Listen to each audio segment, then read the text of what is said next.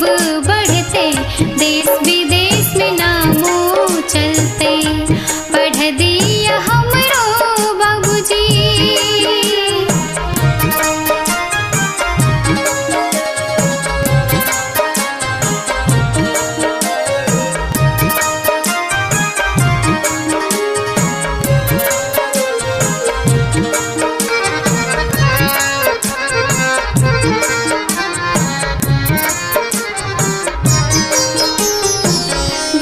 सबके पढ़त देखता हमर मन औनाई छै। शिक्षा बिना के जिंदगी बढ़ जका दहाई छै।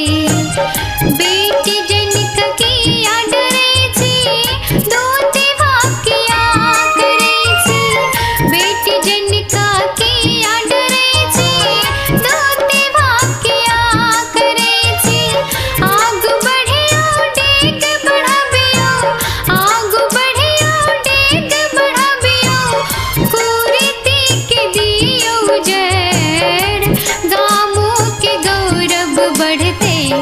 देश विदेश में नामो चलते।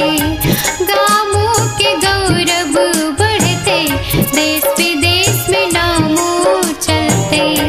पढ़ दिया हमरो बाबूजी।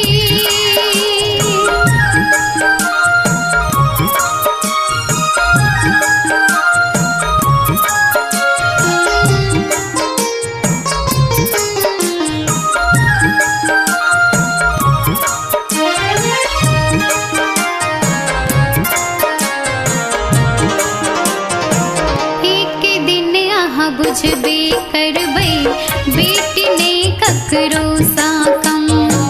मास्टर डॉक्टर बनबे करबै, मानहु के बढ़बे करते। नव समाज के सृजना हेते, सबक बेटी पढ़ते लिखते। नव समाज के सृजना हेते, सबक बेटी पढ़ते लिखते। रीति रिवाज रीति रिवाज बदलबे करते, लागत नहीं बियाह में दहेज। गामों के गौरव बढ़ते, देश विदेश में नामो चलते। गामों के गौरव बढ़ते, देश विदेश में नामो चलते।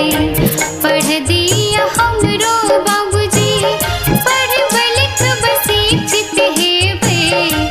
गामों के गौरव बढ़ते, देश विदेश